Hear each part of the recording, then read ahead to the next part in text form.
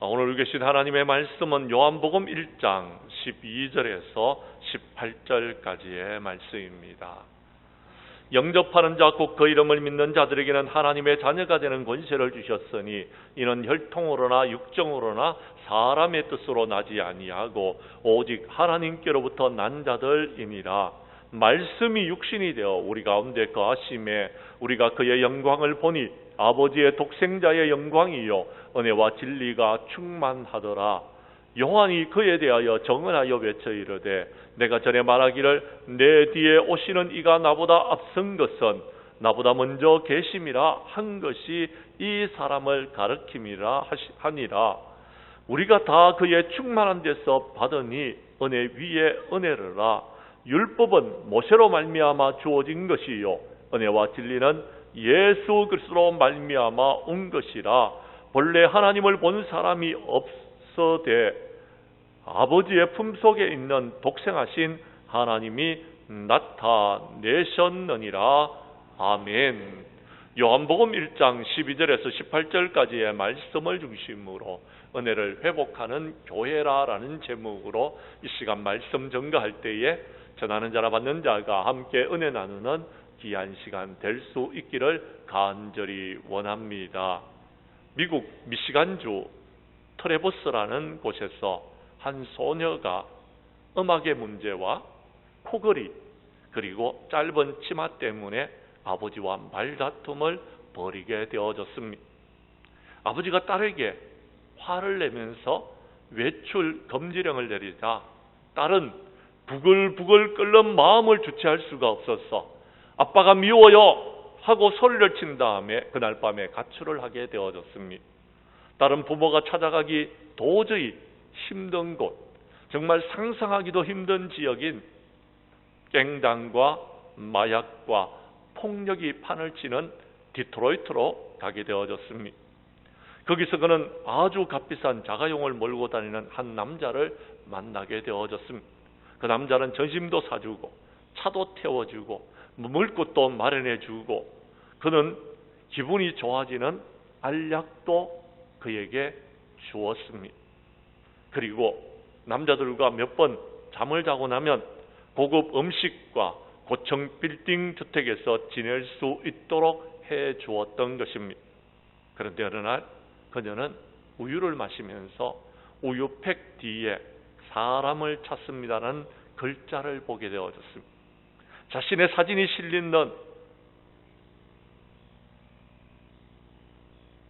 글을 보고 잠시 놀랬지만 그는 돌아가기에는 이미 너무 많은 시간이 지났다고 포기를 해버립니다. 그런데 한 1년이 지나자 딸 아이의 얼굴에 병색이 돌기 시작했습니다. 그러다 그렇게 친절하던 남자가 돌연히 낯빛이 변하여서 그를 길거리로 내몰기 시작했습니다. 딸은 이제 마약 살 돈도 구하기 어려워졌고 잠은 대형 백화점에 쇠창살을 기대고 잠이 들곤 하였습니다. 배가 고파오기 시작했습니다. 신문지를 덮었지만 몸은 떨려옵니다. 춥고 어두운 도시에 밤이 무섭게 그에게 달라붙었습니다. 그 순간 그는 불현듯이 천지에 벚꽃이 만발한 고향 트레버스가 떠오르기 시작했습니다. 그리고 그는 이렇게 중얼거립니다. 하나님, 제가 어쩌다가 집을 나왔을까요? 그는 갑자기 견딜 수 없을 만큼 집으로 돌아가고 싶다는 충동을 느끼게 되어졌습니다. 그래서 전화를 걸었습니다. 집으로 연거푸 전화를 걸었지만 집에는 아무도 없는지 전화를 받지 아니합니다. 그리고 메시지를 남기라고 그에게 요구합니다. 그는 이런 메시지를 남겼습니다. 아빠, 엄마, 저예요. 집으로 갈지 모르겠어요. 집 방향으로 버스를 타고 가요. 거기 가면 자정쯤 될 거예요. 만약 아빠, 엄마가 없으면 저는 그냥 버스에 앉았다가 캐나다로 갈지 몰라요. 그런 메시지를 남기고 난 다음에 차를 타고 가면서 걱정과 후회를 계속합니다. 만약 아빠가 출타를 했다라면, 그래서 메시지를 듣지 못했다면 조금 기다렸다가 통화를 하고 차를 탈 걸, 이런 후회를 하면서 7시간 차를 타고 그는 드디어 트래퍼서 터미널 안으로 들어서게 됩니다. 운전사가 방송을 합니다. 정차 시간은 15분입니다. 딸의 운명은 15분 안에 달려져 있는 것입니다. 두근거리는 마음으로 딸이 터미널로 들어섰을 때에 그녀가 정말 꿈에도 상상할 수 없는 일이 눈앞에 벌어지고 있었습니다. 터미널에는 아빠와 엄마는 물론 오빠와 동생들로부터 시작해서 삼촌들, 사촌들, 할머니, 이모 할머니, 정조 할머니까지 약 40여 명에 되는 일가 친척들이 다 나와 서 있는 것이었습니다. 터미널 벽에는 온통 딸 아이를 환영한다는 현수막으로 뒤덮여 있었습니다. 그 환영의 인파 속에서 아빠가 다가오자 소녀는 녹아내리는 수원처럼 눈물을 흘리면서 그의 아빠에게 이렇게 말합니다. 아빠, 죄송해요.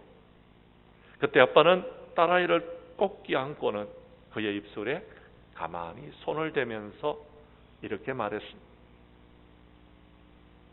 이러고 있을 때가 아니야. 집으로 돌아가자. 너를 위해서 잔치를 벌여놓았다. 라고 이야기해 주었습니다. 사랑하는 성도 여러분, 그렇습니다. 은혜는요, 앞뒤의 이야기를 묻지 않습니다. 지난날의 과거를 따지지 않는 것입니다. 우리가 앞으로 어떻게 살아가야 될까 걱정하지 않는 것입니다.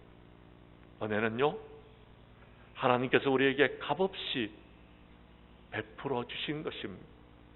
우리 하나님은 지난날 저와 여러분들을 찾아와 주셨고 우리에게 손 내밀어 주셨고 저와 여러분을 일으켜 세워 주셨습니다. 저와 여러분을 구원하여 주셨고 이제 하나님의 자녀, 하나님의 백성들로 살아가게 하시는 것이 은혜인 것입니다. 여러분, 하나님의 자녀로서 성령의 인도함을 받아 하나님의 은혜 가운데 살아가고 있습니까? 그래서 주님의 손 붙들고 주님 전으로 나오셨습니까? 우리 교회 성도님들은 지난날의 모든 허물과 죄악을 용서받고 주님의 은혜 가운데서 우리가 행복한 신앙생활을 하는 저와 여러분들이 될 수 있기를 주님의 이름으로 간절히 축복합니다. 축복합니다. 그러면은 어떤 자에게 하나님께서 은혜를 베풀어 주시는 것입니까? 우리 말씀을 한번 살펴보도록 하겠습니다. 먼저 여러분 12절 말씀을 봐주시기를 바랍니다. 우리 주님은 영접하는 자, 곧 그 이름을 믿는 자들에게는 하나님의 자녀가 되는 은혜를, 권세를 우리에게 주셨다라고 말씀하고 있습니다. 12절 말씀을 여러분이 읽어 주십시오. 시작.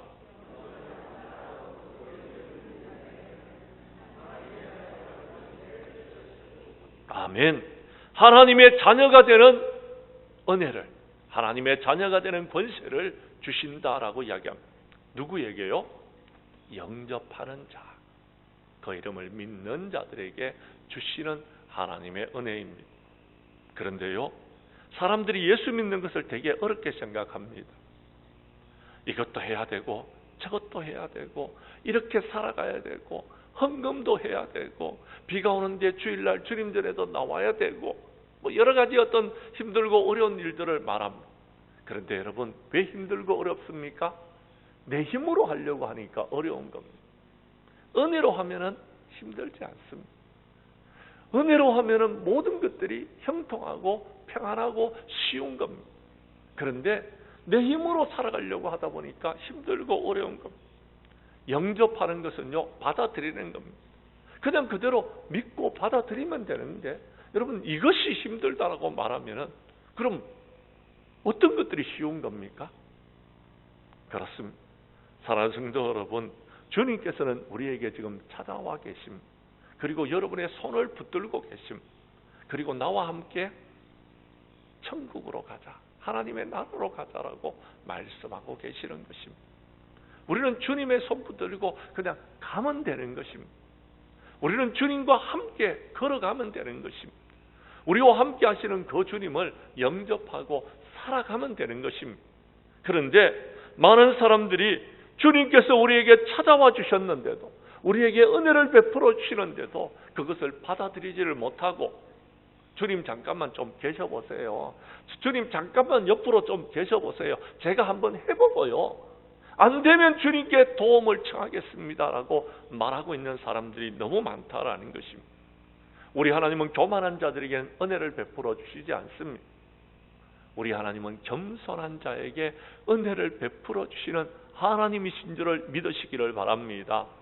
우리 주님께서 지금 우리의 마음의 문을 두드리고 계십니다.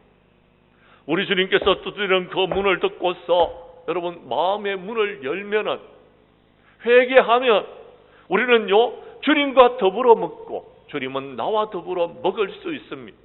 그런데 우리 주님의 음성을 듣고 우리 주님께서 문을 두드리고 계시는데도 마음의 문을 굳게 닫아 걸어 잠그고 눈을 감아버리고 길을 닫아버리고 마음의 문을 닫아버리고 있는 사람들이 있더라라는 것입니다. 너무 안타깝다라는 것입니다. 우리 주님은 마태복음 10장 40절에서 이렇게 말씀하십니다. 너희를 영접하는 자는 나를 영접하는 것이고 나를 영접하는 자는 나를 보내신 이를 영접하는 것이다 라고 했습니다. 영접은 받아들이는 것입니다. 우리가 하나님의 복음을 들고 나아갈 때에 우리를 받아주는 그 사람들은요 예수를 믿을 수 있습니다.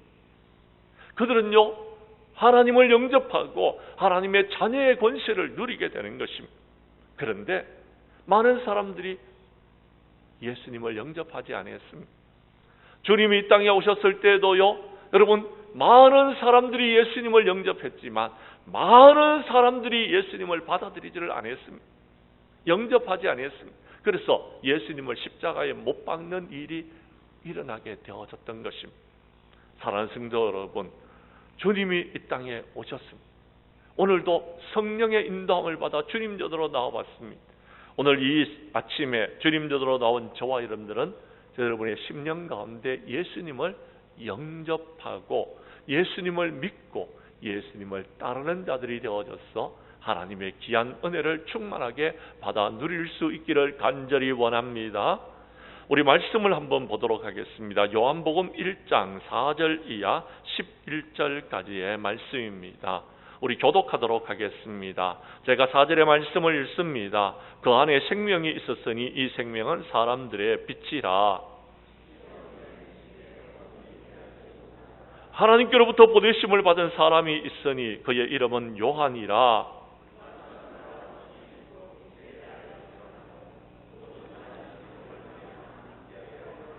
그는 이 빛이 아니요 이 빛에 대하여 정언하러 온 자라.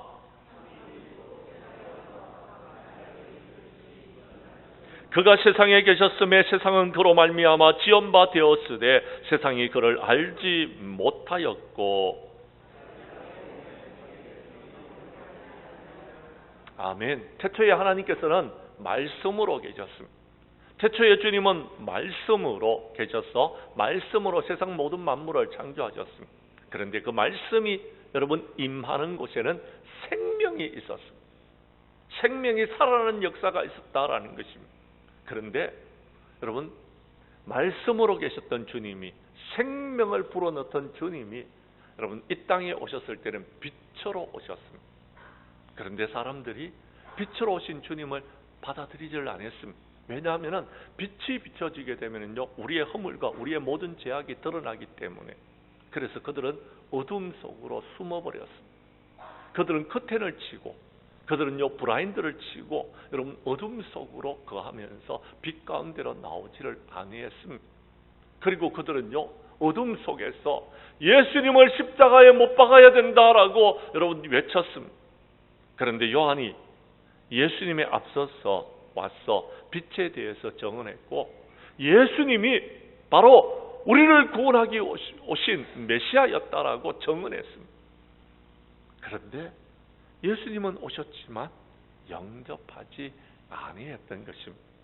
사랑하는 성도 여러분, 영접하지 아니하면은 우리는 구원함을 받지 못합니다. 우리가 믿지 아니하고 우리 주님을 따르지 아니하면 우리는요 힘들고 어려운 세상을 살아갈 수밖에 없다라는 것입니다. 사랑하는 성도 여러분, 예수님께서 말씀하셨습니다. 할 수 있거든이 무슨 말이냐? 믿는 자에게는 능히 하지 못할 일이 없느니라 라고 말씀하셨습니다. 믿으면 우리가 모든 것을 이룰 수 있는데 믿음이 없어가지고 힘들고 어렵게 살아가고 있는 사람들이 있더라라는 것입니다.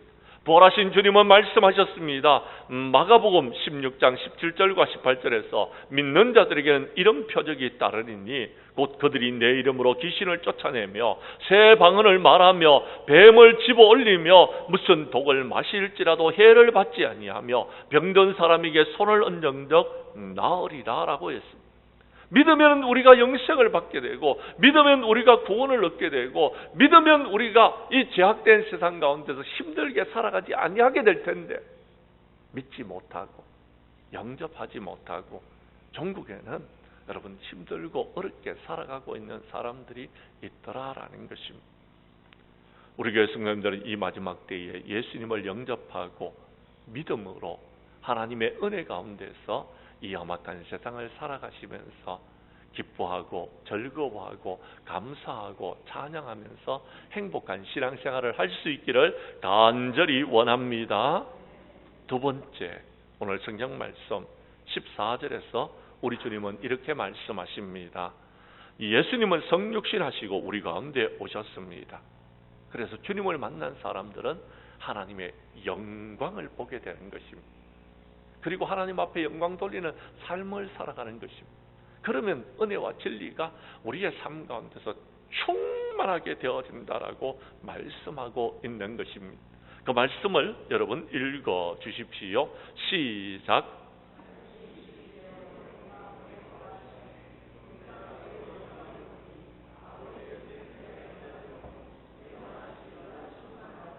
아멘. 믿으시면 아멘 하시기를 바랍니다. 하나님의 말씀을 붙들고 사십시오. 말씀은 예수 그리스도는 이 땅에 오셨습니다. 성육신 하셨다라는 것입니다.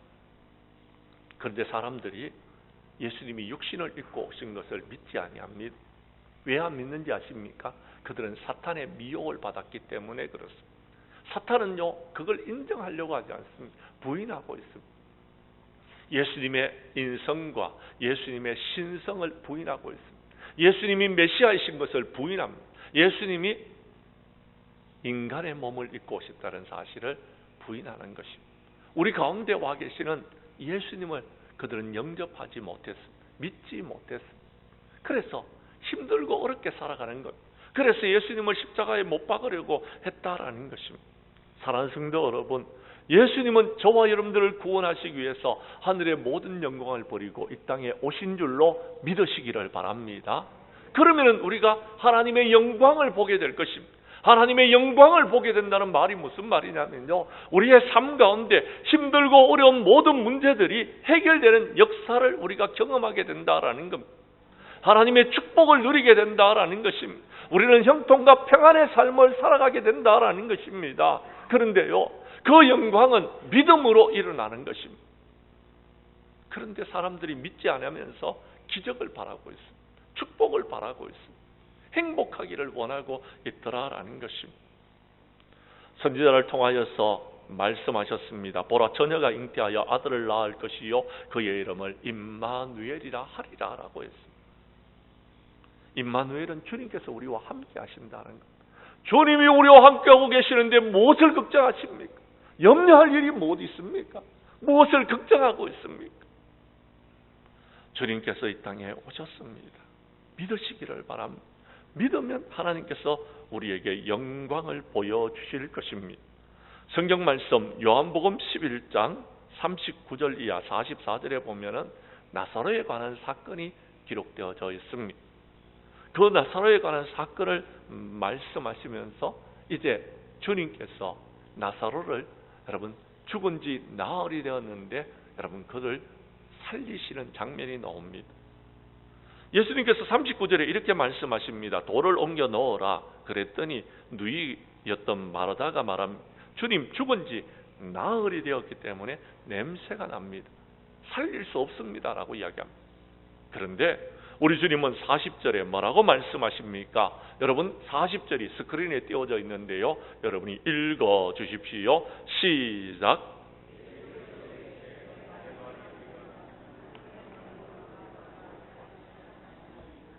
아멘. 믿으면 하나님의 영광을 본다라는 겁니다. 그런데 우리가 믿음이 없습니다. 그래서 힘듭니다. 목사님 힘들어서 못 살겠어요 말한다라는 것. 목사님 내가 이런 병이 들었고 저런 병이 들어서 힘들어서 못 살겠습니다라고 말하는 겁니다. 믿음이 없어서 그렇습니다. 그런데 믿음이 있는 사람은 목사님 제가 병이 들었습니다. 기도해 주세요. 목사님이 기도해 주셔서 그동안에 은혜 가운데 살았습니다. 이렇게 말하더라는 겁니다. 저는 그분들에게 이렇게 이야기합니다. 제가 한 것이 아닙니다. 주님이 하셨습니다. 주님 앞에 엎드려 기도하십시오. 주님께로 나오십시오. 주님을 믿으십시오 라고 말하고 있습니다. 사랑하는 성도 여러분, 그렇습니다. 믿으면 하나님의 영광을 보는 것입니다. 믿으면 역사가 일어나는 것입니다. 사랑하는 성도 여러분, 그렇습니다. 여러분 죽음 가운데 있는 나사로가요, 죽은 지 나흘이 되어졌지만 믿었기 때문에 그는요 다시 살리심을 입었습니다. 그는요 죽은 채로 무덤에서 나오는 역사를 경험하게 되는 것입니다. 죽은 자도 살아나는데 여러분 그렇습니다. 다리 저는 사람, 장애인, 맹인, 말 못하는 사람, 그리고요 여러분 힘들고 어려워하는 여러분 그들을 우리 주님께서 고치지 못하시겠습니까? 코로나로 힘들고 어려운 이 세상을 살아가는 우리가요, 코로나 이후에 아무리 힘들고 어렵다 할지라도 주님을 믿으면은 우리는 이 험악한 세상 가운데서 하나님의 은혜를 경험하게 될 줄로 믿으시기를 바랍니다. 주님의 영광을 보게 될 줄로 믿으시기를 바랍니다. 그렇습니다. 주님이 우리와 함께하고 계시는데 무엇을 염려하고 무엇을 걱정하고 있는 것입니까? 우리는 하나님의 자녀입니다. 자녀이면 상속자입니다. 여러분 상속자는요 여러분 고난을 받게 되지만 여러분 그 고난은요 나중에 우리에게 다가올 영광에 비하면요 아무것도 아니라고 했습니다. 고난은 누구에게나 있습니다. 어려움은 누구에게나 있습니다. 그러나 여러분 그 고난이 우리를 짓누르지 못할 것이고 그 고난이 우리를 이기지 못할 것입니다. 왜요? 우리는 믿음으로 그 모든 것을 이길 수 있기 때문에 그렇습니다. 우리는 하나님을 믿는 믿음의 사람들입니다. 주님께서 우리를 도와주실 것입니다. 주님께서 우리에게 은혜를 베풀어 주실 것입니다. 주님께서 우리를 긍휼히 여겨주실 줄로 믿으시기를 바랍니다. 사랑하는 성도 여러분, 하나님의 은혜로 구속함을 받았습니까? 하나님의 은혜로 축복을 받았습니까? 이제 여러분이 받았는 그 은혜와 그 축복으로 하나님 앞에 영광을 돌리는 자들이 될 수 있기를 간절히 원합니다. 우리 교회 성도님들은 성육신하신 주님을 믿으시기를 바랍니다. 하나님께서는 저와 여러분을 사랑하셔서 독생자 아들을 보내어 주셨습니다. 이제는 그 주님을 믿음으로 말미암아 우리 장량교회 모든 성도님들은 은혜를 받고 남은 생에는 하나님께 영광 돌리는 삶을 살아갈 수 있기를 간절히 원합니다. 간절히 원합니다. 세 번째 오늘 성경 말씀 17절은 이렇게 말씀하고 있습니다. 은혜와 진리는 예수 그리스도로 말미암아 우리에게 임하신 것입니다. 예수 그리스도로 말미암은 것입니다. 여러분이 힘을 써서 된 것도 아니고요, 제가 애를 써서 된 것도 아니고요, 우리 교회의 장로님들, 권사님들, 집사님들이 여러분 힘을 쓰고 능력이 있어서 된 것도 아니다라고 이야기합니다. 오직 예수 그리스도로 말미암았습니다. 그렇다면 여러분 앞으로 살아가는 일에도요 걱정할 것 없습니다. 저와 여러분이 애를 쓴다고 되어지는 것 아닙니다. 저와 여러분들이 힘을 쓴다고 되어지는 것 아니다라는 것입니다. 하나님께서 이루실 것입니다. 하나님의 나라를 온전히 이루실 것입니다. 하나님의 축복을 우리에게 주실 것입니다. 하나님께서 은혜를 베풀어 주실 것을 믿으시기를 바랍니다. 17절 말씀을 읽어 주십시오. 시작.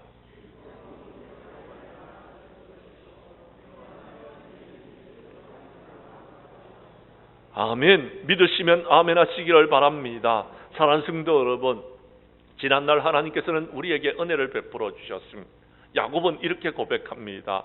하나님께서 내게 명령하시기를 내 고향, 내 족속에게로 돌아가라. 내가 내게 은혜를 베풀리라 라고 말씀하여 주셨다라는 것. 그래서 야곱은 그 말씀을 믿고 고향으로 돌아갑니다.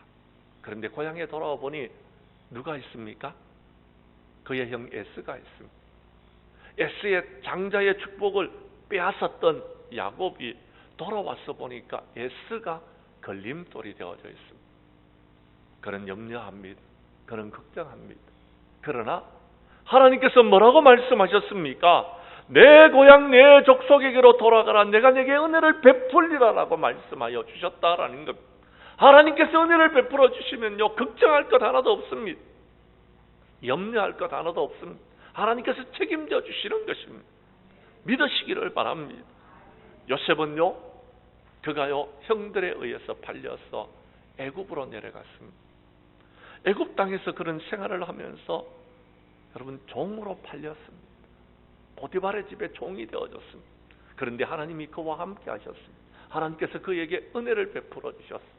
그랬더니 그가 그 종들 중에서 총무가 되어지는 겁니다. 그 종들을 자기의 손에 하나님께서 맡겨주셨습니다. 그런데요, 요셉이 가정 총무가 되고 난 다음에 그 집에 하나님께서 복을 부어주시는 겁니다. 은혜를 부어주시는 것입니다. 그가 하는 모든 일들이 다 형통하게 되어졌더라라고 말하고 있습니다. 그렇습니다. 은혜가 임하면은요, 모든 문제가 다 풀어지는 것입니다. 문제는 우리가요, 이 은혜를 경험하지 못하고 자꾸 불평하고 자꾸 원망한다라는 겁니다. 그리고는요, 자꾸 부정적으로 되니 안 되니 어떠니 저떠니 이러니 아웅다웅하면서 살아가고 있다는 것입니다. 사랑하는 성도 여러분, 우리 하나님은 어떤 하나님이신지 여러분 아십니까? 출애굽기 34장 6절에서 우리 하나님은 자비롭고 은혜롭고 노하기를 더디하시고 인자와 진실이 많은 하나님이라고 우리에게 분명히 말씀해 주셨습니다. 그 하나님을 믿으시기를 바랍니다. 그 하나님께서 여러분에게 은혜 베풀어 주실 것입니다. 여러분, 우리가 잘 아는 요한복음 3장 16절에 보면 하나님은 세상을 이처럼 사랑하사 독생자를 주셨으니 누구든지 그를 믿는 자마다 멸망하지 않고 영생을 얻게 하려 하신다라고 하셨습니다. 우리 하나님은 우리를 심판하는 것이 목적이 아닙니다. 우리 하나님은 우리에게 은혜를 베풀어 주시고 우리를 구원하시는 것이 목적입니다. 하나님께서 우리에게 빛을 비춰주시는 것은 우리의 허물과 우리의 죄악을 여러분 드러내셔서 우리를 감옥에 집어넣고 우리를 지옥에 떨어뜨리기 위해서 그러시는 것이 아닙니다. 우리의 모든 죄를 회개하고 용서해 주시고 구원하여 주시기 위해서 그러신 것입니다. 그렇다면 우리는 어떻게 해야 되겠습니까? 그 하나님의 은혜를 구하는 자들이 되어야 되는 것입니다. 주여 우리에게 은혜를 베풀어 주십시오. 주여 우리를 구원하여 주십시오. 주여 우리를 불쌍히 여겨 주십시오. 기도해야 되는 것입니다. 사랑하는 성도 여러분, 이 땅에 일어났던 장맛비로 인하여서 많은 사람들이 고통과 어려움을 겪었습니다. 우리는 이 일들을 겪으면서 무엇을 생각할 수 있는 것입니까? 무슨 생각을 해야 되는 것입니까? 그렇습니다. 여러분, 이 장맛비에 의인들이 일어나서 몇 사람을 구원했다. 여러분, 정말 대단한 일입니다. 아주 좋은 일입니다. 그러나 여러분, 저는 이렇게 여러분에게 외치고 싶습니다.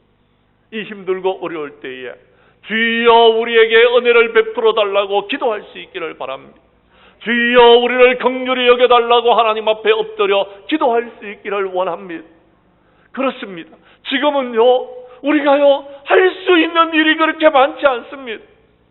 비가 옥수같이 내리는데 저와 여러분들이 여러분 바깥으로 뛰어나가서 몇 사람을 구원할 수 있겠습니까?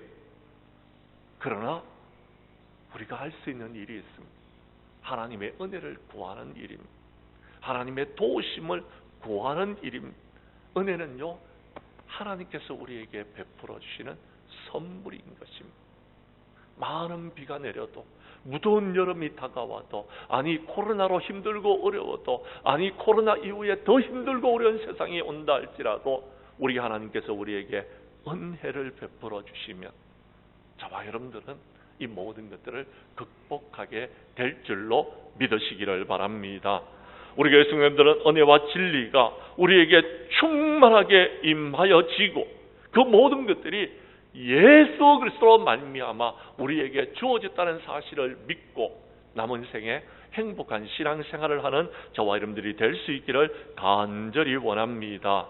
이제 말씀을 마치려고 합니다.